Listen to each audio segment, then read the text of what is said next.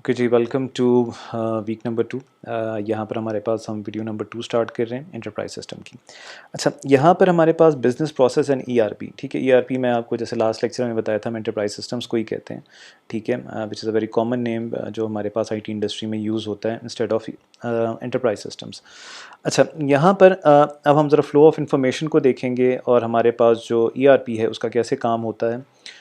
Exactly हम यहाँ पर ईआरपी को ये नहीं देख रहे कि हमारे पास ईआरपी क्या सॉल्यूशंस प्रोवाइड कर रहे हैं, बट यहाँ पर हम देख रहे हैं कि हमारे पास इंफॉर्मेशन का फ़्लो बिटवीन या अमंग द डिपार्टमेंट्स हमारे पास कैसे होता है।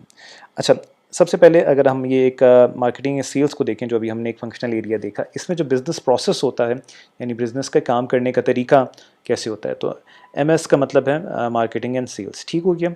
अच्छा, देखें यहाँ पर आपके पास सबसे पहले आ रहा है जी, customer communicates their order to the sales staff. ठीक है, ये जो आपके पास हमारे पास कस्टमर है, यहाँ पर आपको नज़र आ रहा है, ये जो कस्टमर है ये अपना एक ऑर्डर प्लेस करेगा। ये ऑर्डर वो प्लेस कर सकता है फिज़िकली भी कर सकता है। ठीक है, जैसे हम सेल्स ऑर्डर की बात कर रहे हैं, या फ्लो ऑफ इन्फॉर्मेशन जा रही है। ठीक है, अच्छा, ये अपना ऑर्डर फिज़िकली भी कर सकता है, थ्रू सर्टन मींस भी कर सकता है, थ्रू वेब भी कर सकता है। अच्छा, अगर फिज़िकल कर रहा है तो ये इन्फॉर्मेशन मैनुअली इंटर होगी हमारे पास मार्केटिंग एंड सेल्स के डिपार्टमेंट में। ठीक हो गया। या थ्रू बार कोड होगी। ठीक है, जैसे हम देखते हैं कि हम ग्रॉसरी स्टोर्स में जाते हैं या किसी भी स्टोर में जाते हैं, हम शॉपिंग करते हैं, तो वहाँ पर हमारे पास प्रोडक्ट्स पे बार कोड लगे होते हैं। ठीक है, तो जब वो सेल्स ऑर्डर आता है तो वो ऑटो एंट्री होती है या मैनुअल एंट्री होती है। ठीक है, तो इन्फॉर्मेशन हमारे पास फ्लो कर रही है। प्लस अगर हमारे पास ये तमाम इन्फॉर्मेशन थ्रू वेब आ रही है, ठीक है, तो या थ्रू इंटरनेट आ रही है या किसी नेटवर्क के थ्रू आ रही है, तो वहाँ पर ये इन्फॉर्मेशन ऑलरेडी फीड इन हो जाती है। ठीक है, यहाँ पर हमारे पास वहाँ पर किसी हमारे पास डेडिकेटेड पर्सन को बैठने की ज़रूरत नहीं है। जैसे in case even bar code में भी हमें बार कोड को स्कैन करने के लिए एक इंडिविजुअल की ज़रूरत होती है, तो वो हमारे पास नहीं है। तो ये आपके पास फर्स्ट फ्लो ऑफ इंफॉर्मेशन आ गया। ठीक हो गया। अच्छा जी, एक और एक और इम्पॉर्टेंट यहाँ पर जो बात है वो ये है कि हमारे पास जो ये सेल्स ऑर्डर का डेटा है, ये हमें सप्लाई चेन मैनेजमेंट में भी पास होना चाहिए। सिमिलरली ये डेटा हमारे पास अकाउंटिंग एंड फाइनेंस में भी पास होना चाहिए। अकाउंटिंग एंड फाइनेंस में पास होने की तो बड़ी क्लियर रीज़न है कि हमारे पास जो जितनी भी इस प्रोडक्ट की मॉनेटरी वैल्यू होगी उसे करना। सप्लाई चेन मैनेजमेंट में ये बताना कि जी हमारे पास इतने प्रोडक्ट सेल हो गए, ठीक है, और हमारे पास रॉ मटेरियल या हमारे पास प्रोडक्ट का स्टॉक कितना है, या हमारे पास उन प्रोडक्ट्स, अगर लेट से मेरी मैन्युफैक्चरिंग कंपनी है, उसमें मेरे पास क्या है, कितना रॉ मटेरियल है उन स्पेसिफिक प्रोडक्ट बनाने के लिए।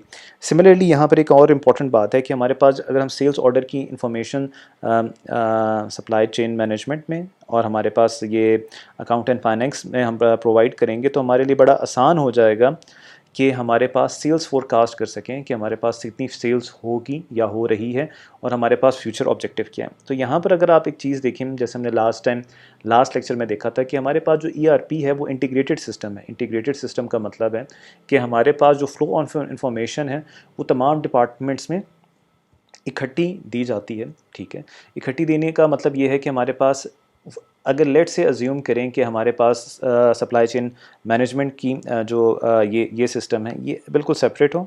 सिमिलरली अकाउंटिंग एंड फाइनेंस का सिस्टम बिल्कुल सेपरेट हो।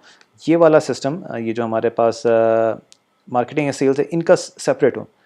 तो ये तमाम चीज़ें, जैसे मैं आपसे कह रहा हूँ कि हमारे पास अगर लेट से मैं sales order supply chain management को नहीं देता, तो उसको नहीं पता चलेगा कि मेरे कितने प्रोडक्ट सेल हो गए। एक अजम्पशन की जाएगी। ठीक हो गया।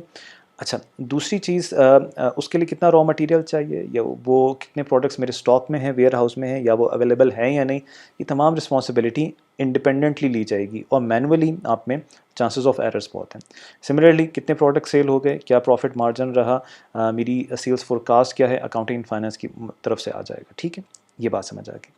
अगर ये सेपरेट हो तो हमारे पास इतनी एफिशिएंसी नहीं होगी। प्लस ये एक सिंगल पॉइंट पे एंट्री हो रही है और एक सिंगल पॉइंट पर एंट्री के बाद ही हमारे पास ये तमाम डिपार्टमेंट्स को डेटा मिल रहा है। यानी यहाँ पर हमारे पास वर्कफोर्स भी कम हो रही है, हमारे पास जो डेटा प्रोसेसिंग है वो भी ज़्यादा एफिशिएंट हो रही है। तो यहाँ पर हमारे पास ईआरपी अब आपको क्लियरली नज़र आता होगा कैसे आपको हेल्प आउट कर रहा है और ये फ्लो ऑफ इंफॉर्मेशन कितनी आसानी से हर जगह आ रही है। ठीक है, प्लस आपके पास ये सप्लाई चेन मैनेजमेंट आपको रिस्पॉन्ड भी देगा। अब हम दोबारा अपनी एग्जांपल पे चलते हैं। रिस्पॉन्ड भी देगा कि एक जो मैंने एक चीज़ का ऑर्डर दिया है, फॉर एग्जांपल मैं कस्टमर हूँ, उसका ऑर्डर स्टेटस क्या है, क्या वो डिलीवर होने वाला है। फॉर एग्जांपल आपने एक टेबल ऑर्डर किया है और वो टेबल की अवेलेबिलिटी कहा है कि जी हमने 5 दिन में डिलीवर हो जाएंगे, लेकिन ये 5 दिन में डिलीवर होने के लिए सबसे पहले मार्केटिंग एंड सेल्स को कंफर्म करना पड़ेगा अपने सप्लाई चेन मैनेजमेंट डिपार्टमेंट से, क्या वो अवेलेबल है, क्या वो हमारे स्टॉक में है, क्या उसके लिए अगर मैंने नया एक टेबल बनाना है, क्या उसके लिए जो हमारे पास रॉ मटेरियल है वो अवेलेबल है। तो ये तमाम चीज़ें आपका supply chain management real time में मार्केटिंग स्किल्स को बताएगा और फिर मार्केटिंग स्किल्स डिपार्टमेंट जो है वो कस्टमर को उसके ऑर्डर का स्टेटस बताएगा। ठीक है। सिमिलरली ये हमारे पास जो कस्टमर होगा ये एक सप्लायर भी हो सकता है। तो ये तमाम चीज़ें आपस में इंटीग्रेटेड है। और अगर हमारे पास एक ERP यहाँ पर होगा तो वो हमारे पास एक रियल टाइम इन्वायरमेंट में बड़ी आसानी से ये तमाम टास्क को करेगा। यानी अभी हमने एक ERP को बड़े हम उसकी डेप्थ में नहीं गए, लेकिन अभी हम उसकी एफिशिएंसी को या उसके फ़ायदे या जिसे हम एफिकेसी कहते हैं वो हमें यहाँ पर बड़ा क्लियरली नज़र आ रहा है। अच्छा, सिमिलरली हमारे पास जो ये ह्यूमन रिसोर्स डिपार्टमेंट है, ह्यूमन रिसोर्स डिपार्टमेंट, इसकी भी इंटरेक्शन हमारे पास होगी। हमारे सेल्स एंड मार्केटिंग डिपार्टमेंट को कोई नई हायरिंग चाहिए या सेल्स एंड मार्केटिंग डिपार्टमेंट को कोई ट्रेनिंग चाहिए। ठीक है, फॉर एग्जांपल ज़रूरी नहीं है कि वो सेल्स हायरिंग के लिए ह्यूमन रिसोर्स करे।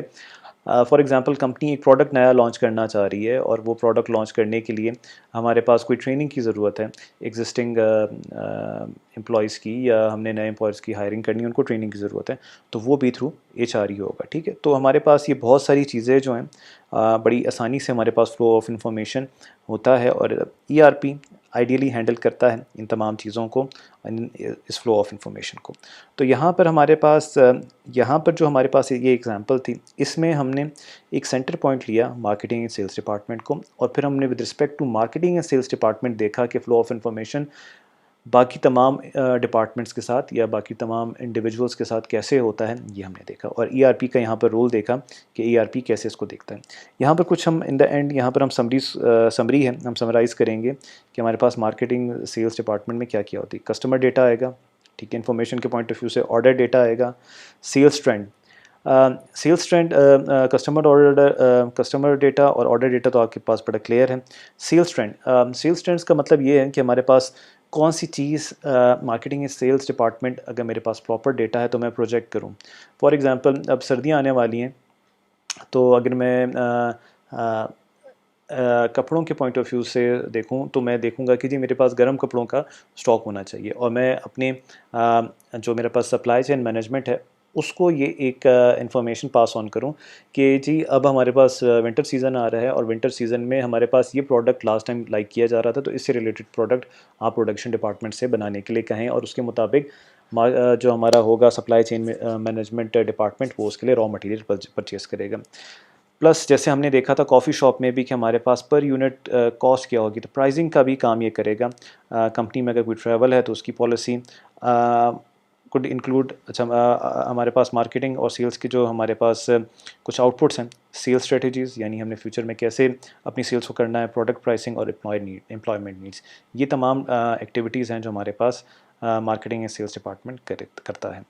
ठीक हो गया जी, आगे हम देखते हैं सप्लाई चेन मैनेजमेंट को। और अब हमारे पास जो ये सप्लाई चेन मैनेजमेंट की एग्जांपल है, इसमें हमारे पास जो हमने फ्लो ऑफ इंफॉर्मेशन को देखना है, एनालाइज करना है with respect to supply chain management. इसमें सप्लाई चेन मैनेजमेंट में हमारे पास बाकी डिपार्टमेंट्स कैसे इंटरेक्ट करेंगे उनको हमने देखना है। ये जो हमारे पास सप्लाई चेन मैनेजमेंट है इसको हम अपने नेक्स्ट वीडियो में स्टार्ट करते हैं। यहाँ पर हम अपने वीक नंबर 2 की वीडियो नंबर 2 यहाँ पर हम एंड करते हैं, और फिर हम आगे जाके देखेंगे कि हमारे पास सप्लाई चेन मैनेजमेंट में फ़्लो ऑफ इंफॉर्मेशन कैसे होती है। Thank you.